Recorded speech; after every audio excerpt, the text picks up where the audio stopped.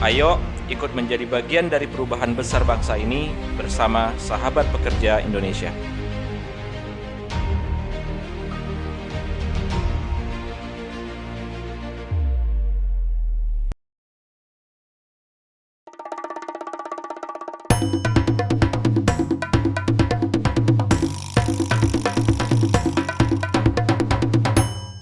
Sahabat pekerja, kembali dengan saya Harisol Putra dalam OPEK, obrolan pekerja, obrolannya yang berjiwa muda. Kita masih ngobrol santai dengan Bang Zul yang doktor lingkungan hidup dari UI, yang beliau juga dosen, beliau juga aktif di Majelis Ulama Indonesia, memang bicara tentang lingkungan. Dan kita tahu hari ini yang namanya lingkungan itu sudah banyak yang betul-betul ada yang rusak. Rusaknya bukan apa? Bukan karena alam, tapi karena ulah manusia juga. Kalau ibaratnya tadi sempat beliau katakan bahwasanya ibarat sungai itu berkelok-kelok, oleh manusia itu kelokannya itu langsung jadikan satu, diterabas, sehingga itu merusak lingkungan. Kita ngobrol lagi. Bang, kita lihat kemarin kan ada bencana Bang, ada di Kalimantan Selatan, dan yang sebelumnya itu nggak ada Bang. Kalaupun banjir, nggak seperti sekarang lah, banjirnya itu normal lah, banjir biasa. Tapi hari ini terakhir kita lihat sampai berhari-hari, bahkan sampai yang namanya jalan besar itu sudah jadi genangannya banjir air gitu. Itu kenapa sih Bang sebenarnya Bang? Kan penyebab kerusakan lingkungan tuh dua. Ya. Pertama itu karena pertumbuhan penduduk yang semakin banyak Mhm. sehingga kebutuhan akan papan Iya, atau tempat rumah. tinggal itu semakin besar. Akhirnya mengkonversi lahan-lahan hijau. Oh, oke. Butuh rumah, kemudian dia sawah, Iya. rumah. Sama dulu Jakarta itu kan sawah, hari ini Iya. sawah beton. Nah, kira-kira iya, gitu ya, iya, betul. gambarannya Dulu ya. hutan, Iya. sekarang hutan beton. Hutan beton, gitu iya, lah. iya. Iya. Yang kedua, kalau kata Mahatma Gandhi itu bahwasanya bumi ini diciptakan Tuhan tuh cukup dengan untuk manusia, untuk kebutuhan manusia. Kebutuhannya ya. Iya, tapi bukan keinginan manusia. Oh, kebutuhan sama keinginan itu beda. Berbeda. Iya, iya. Jadi kalau kita sebut itu kalau bahasa kerennya produksi yang berkelanjutan. Produksi yang berkelanjutan. Jangan sampai kita memproduksi suatu produk atau barang yang itu melebihi kebutuhannya, sehingga produk ini apa? Mubazir, banyak terbuang, kemudian menggunakan sumber daya alam yang lebih banyak, menggunakan energi yang lebih banyak, kan banyak terjadi demikian. Gitu. Berarti sebetulnya ini ya ulah manusia juga ya sebenarnya, ulah manusia juga ya, yang ternyata greedy, greedy, rakus lah ya. serakah. Sebetulnya kalau kita hidupnya normal dalam pengertian kebutuhan cukup. Iya. Cuma karena tadi keinginan itu selalu kurang. Betul. Iya. Misalnya gini, kayak di Kalimantan, itu kan jumlah penduduknya nggak terlalu banyak. Iya. Kemudian tapi hutan dibabat, kemudian digantikan kelapa sawit. Kelapa sawit, iya, iya. Ada yang dibakar, digantikan dengan kelapa sawit. Kemudian udah ada yang gundul dijadikan tambang batu bara. Kemudian tambang batu bara habis dikeruk nggak lagi direhabilitasi, sehingga banyak terjadi lubang-lubang. Itu kan membahayakan. Ketika musim hujan, nyamuk banyak kumpul di situ, berkembang biak, akhirnya apa? Potensi demam berdarah. Nah, itu terjadi di sekarang Bangka Belitung, Di Babel ya. bekas Timah ya. Timah. Itu banyak terjadi masalah demam berdarah, dan orang yang malam-malam jalan nggak tahu lubang di bawah mati. Oh, oke. Karena lubangnya besar-besar. Kalau di Jawa Barat ini masalah pencemarannya apa? Sungai Citarum. Sungai Citarum pernah dinobatkan sebagai sungai terkotor di dunia. 500 perusahaan terutama tekstil itu membuang limbahnya ke Sungai Citarum. Oh, oke. Tapi lucunya ketika disampel oleh pihak resmi, aparat resmi, penyidik pegawai negeri sipil atau apapun, itu bagus, yang dikeluarkan itu sudah sesuai standar. Iya, iya. Tapi kenapa sungainya tercemar? Karena mereka buang limbahnya malam hari.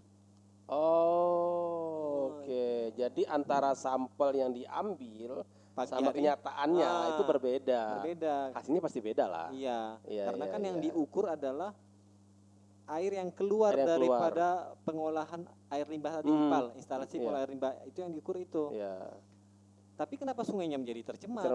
Karena mereka buangnya malam. Ya, yang tidak terdeteksi tadi. Oh, ternyata juga ada unsur kong kali kong juga ya, main kucing-kucingan seperti itu ya. Kenapa demikian? Karena IPAL itu pengoperasiannya membutuhkan pompa.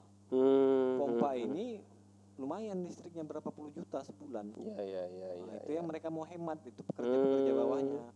Jadi sebenarnya produksi yang tidak ramah lingkungan itu suka tidak suka lambat laun itu akan merusak. Ya itulah akhirnya menjadi banjir dan lain-lain seperti itu ya. Banjir, pencemaran sungai, pencemaran udara. Misalnya tidak ada pembatasan jumlah kendaraan bermotor. Satu hari masuk ke Jakarta 10 juta mobil. Nih, kita ketika pandemi COVID kemarin bisa merasakan udara segar. Kita bisa melihat langit Jakarta biru. Pelangi kelihatan tuh. Kalau habis hujan pelangi. Wah, ini belum pernah nih selama saya di Jakarta. Ini seperti tahun 45 ya. Kira-kira begitulah ya. Tapi kita lihat akhir-akhir ini kembali lagi sebelum pandemik. Macet di mana-mana. Seperti normal kembali. Luar biasa. Ya gimana kita mau mengubah keadaan alam ini kalau kita sendiri tidak mengubah perilaku kita. Makanya sekarang kan kalau di Pemprov DKI bagaimana membangun transportasi berkelanjutan agar masyarakat itu pindah dari private transportasi menjadi publik.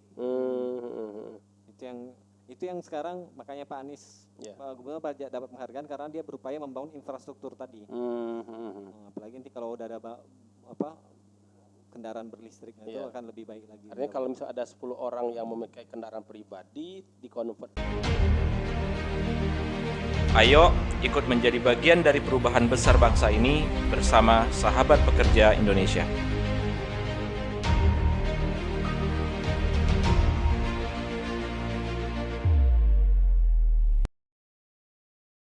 Transportasi massal sebetulnya hilang kan otomatis gas emisi dan lain-lain begitu. Ya, emisi karbonnya berkurang kan?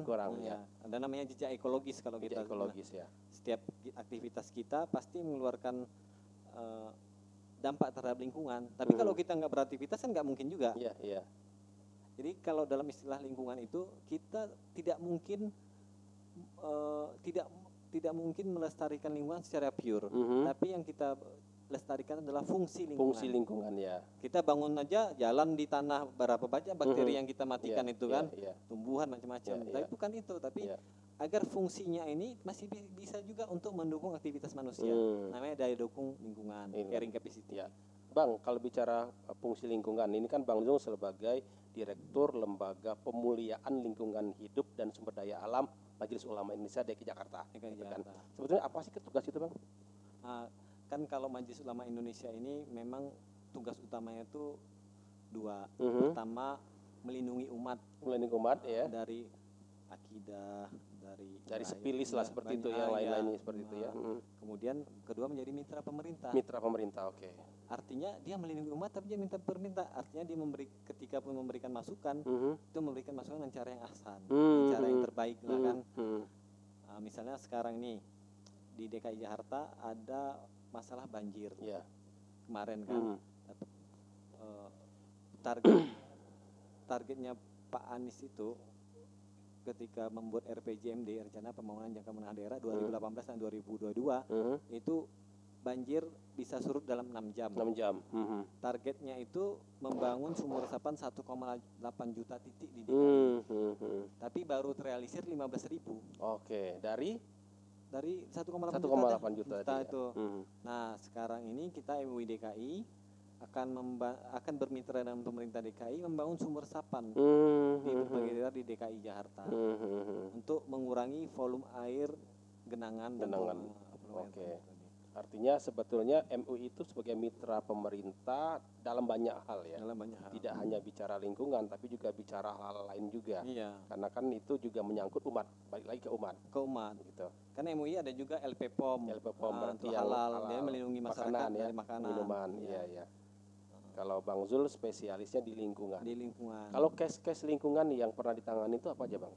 Kalau di MUDKI kan kita baru terbentuk Februari. Februari kemarin ya? Iya, Februari kemarin. Kalau di pusat itu 2 periode, tapi kalau di pusat itu mereka teman-teman LPLH MUI pusat itu fokus di eko masjid. Bagaimana membangun masjid yang berkelanjutan, bisa hemat energi, bisa airnya hemat juga, airnya bisa digunakan lagi dan sebagainya. Kalau secara pribadi case-case lingkungan yang pernah saya selesaikan tuh, saya ini tenaga ahli polisi Polda Jawa Barat untuk masalah pencemaran Sungai Citarum. Jadi ketika tadi air buangan limbah, ada limbah B3 yang dibuang oleh perusahaan, saya diminta polisi itu melengkapi BAP menjadi tenaga ahli mereka dan bersaksi di pengadilan. Sesuai dengan kapasitas tadi ya? Yang sesuai kapasitas lingkungan. Udah mungkin hampir udah 20 lebih lah saya melengkapi BAP sama tadi saksi tadi. Dan juga saya pernah juga bantu masyarakat di Bontang dulu, PKT.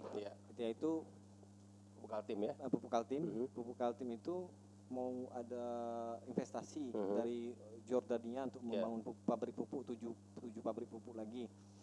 Tetapi lahan pabriknya itu sangat dekat ke masyarakat, sehingga ketika mereka bangun pabrik itu kan paku buminya tuh menghantam membuat getaran di masyarakat. Rumah-rumah masyarakat ada yang retak macam-macam. Nah, masyarakat minta agar dia dimundurin lah paling nggak 500 meter jaraknya dari yang terluar. Biar nggak terlalu bergetar tadi ya? Iya, biar nggak terlalu bergetar, nanti polusi udaranya juga nggak terlalu jat ke masyarakat. Itu masyarakat gugat perusahaan ke PT UN, PKT. Saya jadi saksi ahli untuk masyarakat. Dan menang? Ketika itu hakimnya nanya ke saya. Menurut Bapak Arif sebagai tenaga ahli lingkungan, berapa jarak ideal antara pemukiman dengan pabrik? Saya jawab sesuai permen industri, peraturan Menteri Industri 2 km Pak. Dia tanya lagi, gitu demikian. Sampai 3 kali dia tanya, enggak, saya enggak mau pakai permen tuh. Menurut ilmu yang Bapak ketahui, bilang kalau pakai yang benar Pak, kalau pakai 2 km banyak nanti perusahaan di Indonesia yang harus menyingkir dari pemukiman masyarakat. Kalau saya baca di literatur asing itu industri itu dibagi 3, industri berat, industri sedang, industri ringan. Kalau kayak pupuk yang PKT ini termasuk industri berat. Dia harus jarak sampai 500 meter jaraknya. Nah, pendapat saya itu jadikan hakim sebagai putusan inkraf. PKT harus mundur 500 meter. PKT nggak terima, gugat ke pengadilan tinggi. Menang lagi masyarakat, gugat ke Mahkamah Agung, menang lagi masyarakat. PK menang lagi masyarakat. Alhamdulillah tuh saya bisa berkontribusi ke masyarakat. Bukan berarti kita tidak setuju industri ya. Silakan aja industri, tapi jangan sampai merugikan masyarakat. Kita kan bukan berarti tidak boleh bangun, tapi kasihlah jarak sama masyarakat. Artinya tetap ada space juga. Jangan sampai ini mencemari, jangan sampai ini merusak lingkungan. Iya, betul. Gitu ya. Kalau misalkan gini, saya sebagai karyawan nih Bang, sebagai karyawan di sebuah perusahaan gitu kan, ingin tanda petik menggunakan jasa Bang Arif Zul gitu untuk bisa misalkan tadi kan masyarakat nih, itu lewat gimana salurannya itu? Saya ada website www.bangazul.com. Bang Azul, Arif Zul ya? BANGAZUL. Nah, itu dari berbagai daerah sering. Itu ada email di situ ya? Iya. Email ya. Sering curhat. Kasih konfirmasi saya tentang kasus-kasus di daerahnya. Misalnya pembangkit listrik tenaga geotermal dulu di Solo. 1 minggu sebelum kejadian Solo itu, waktu itu kan kantor bupati dibakar, macam-macam. Itu dia bilang kondisinya bahwasanya ketika pembangunan PLTG itu kan PLTG geotermal biasa di puncak. Membuat daerah hilirnya kehilangan air. Padahal PLTG ini aman sebenarnya. Geotermal kan memanfaatkan panas bumi aja. Hampir tidak ada polusi. Tapi ketika pembangunan PLTG itu itu banyak menggunakan air, sehingga di bawahnya kekurangan air. Nah, seharusnya kan ada titik tengahnya itu. Sebelum pembangunan PLTG, rumah karyawan di atas dan macam-macam, ya perusahaan tuh ngasih pompa lah ke masyarakat di bawah supaya masyarakat bawah ini tidak kekeringan. Nggak ada yang tidak bisa dimusyawarahkan. Betul. Di zaman selalu ada demokrasi solusi ya, ini. kalau ada solusi ya. Iya. Cuma tinggal memang komunikasinya lagi. Iya betul. Bahwasanya ya memang kalau kita bicara bab cost ya mungkin iya, tetapi kan kalau cost itu akhirnya bisa membuat masyarakat juga tersenyum dan industri juga tersenyum kan bisa win-win solution seperti itu ya. Kalau win loss malah lebih loss lagi. Kenapa? Kalau masyarakat marah, betul, konflik lebih besar lagi konfliknya. Lebih besar lagi biaya yang harus mereka tanggungkan. Artinya kepada masyarakat kita itu Bang Zul sebetulnya ada advice ya. Lewat tadi www.bangazul.com. Oke. Sahabat pekerja, ini menarik. Ketika kita memiliki kemungkinan ada kerusakan lingkungan atau melihat indikasi ada kerusakan lingkungan, Bang Zul itu bisa dihubungi lewat www.bangazul, bangarifzulkifli.com, bangazul.com itu untuk kita mungkin mau memberikan curhat atau mungkin minta advice. Beliau akan dengan sangat senang hati untuk membantu kita. Dan tetap kita lanjutkan perbincangan kita dalam OPEK, obrolan bekerja, bersama saya Hari Solputra. Setelah pesan-pesan berikut ini.